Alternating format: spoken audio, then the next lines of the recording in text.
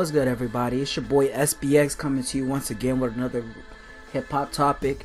And this time I want to talk about the Joyner Lucas joint called Devil's Work. I've heard it weeks ago. I've never really got a chance to give you my full intake based on the video. Of course, I don't know how to do a reaction video properly. So if you guys have any other suggestions, I can try it out, and for y'all I can do a reaction video in the future reference. So anyways, folks, I want to talk about Joyner Lucas's joint called Devil's Work, and it's very captivating, and it's also the fact of the matter is that it touched a topic and it's very confrontational. What I would really say is that at first, in the beginning of the video, he's in a church somewhere and he's holding both a bottle of Hennessy and a Bible on his other hand, and he's tipping, looking like he's a little tipsy or whatever.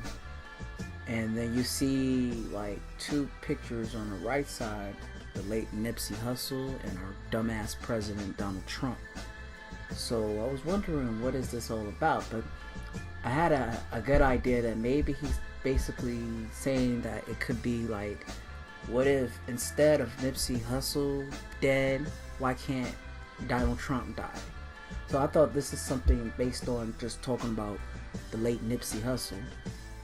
But he was talking about how why do all the good people die, from famous celebrities to people who were revolutionary people, innocent people's lives and things like that, or just something personal like families and friends and things like that.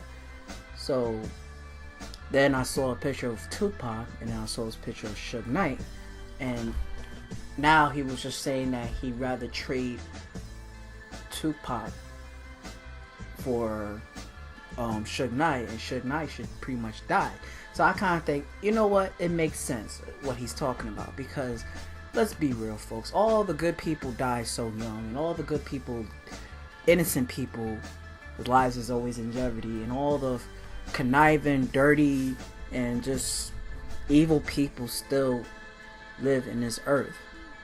So it makes a lot of sense, and I also question that to to myself and the universe and also God, that why is this happening?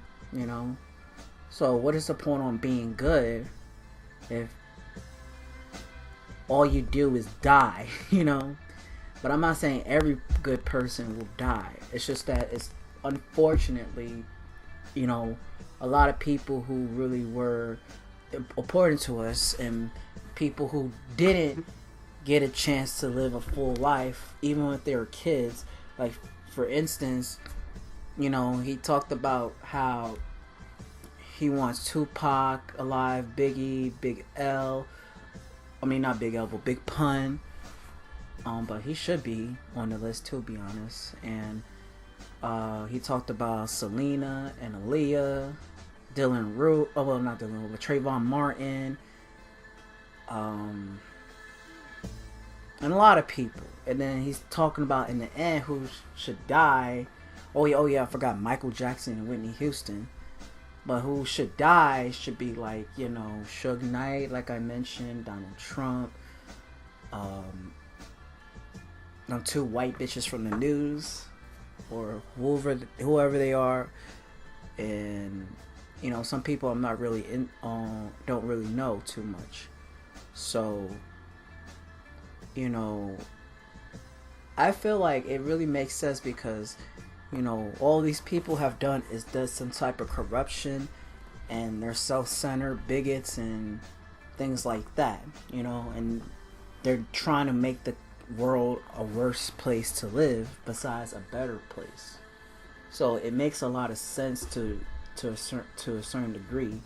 Well, how he said about R. Kelly, and that's kind of like, okay, I mean, I get the point that R. Kelly did what he did, and You know, I don't really wish him to be dead, but I can understand that.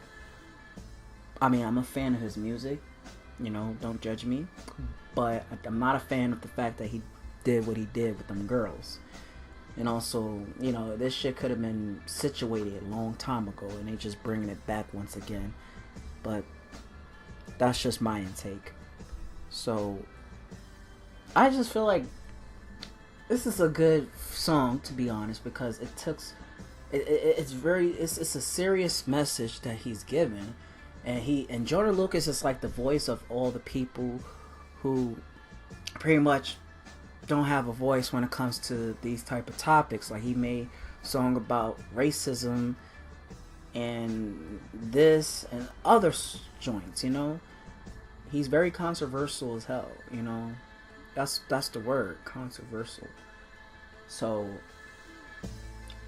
I like his, like I said, I'm a fan of his music. I like what he does, and he's not on that mumble rap bullshit, and he's talking real shit. And you know, and it's the type of rap that we all should listen to, besides just stuck in our own bullshit and thinking about materialistic things and bitches and, you know, stuff like that. Because what we're looking here is that there's so much of an issue with society within Black America and the world, you know. So we lost a lot of people over the years, and currently we lost people like Nipsey Hussle. We lost Sandra Bland. You know, she had nothing to do with the situation, but you know, her life was in jeopardy. Trayvon Martin's death was never solved, but you know, I can understand, and I really agree that why couldn't Trayvon Martin be saved, but then George Zimmerman is walking out free, and we don't like that. You know, and I like that. You know, what he said. We don't like that.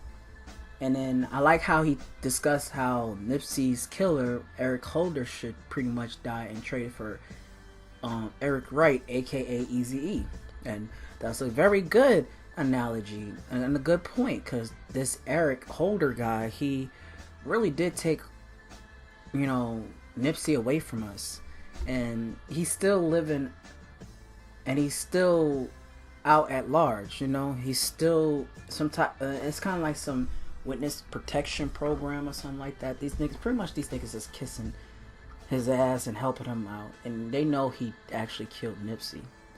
So, and also it talks about how Martin Luther King and Malcolm X and people like that, and it's like, you know, all these good people are dying, and all the fucked up people like Martin Scarelli, another guy who is a, you know, he's like Adolf Hitler when it comes to the marketing and things like that. And I heard that he actually didn't want to release one of the Wu-Tang Clan's albums. It's a secret album, and he didn't want to post it, you know, and he got issues with the Wu-Tang got some issues with Martin Scarelli. So, you know, he's another asshole who should be dead. But anyways, folks, like I said, the song really touched a good message, and no matter what you do in this world, there's always some bullshit to happen, and all the good people die, and all the fucked up people still living. So anyways, folks, I'm going to have to wrap this up. Please leave your comments on the comment sections below, like and subscribe. SBX, I'm out. Peace out.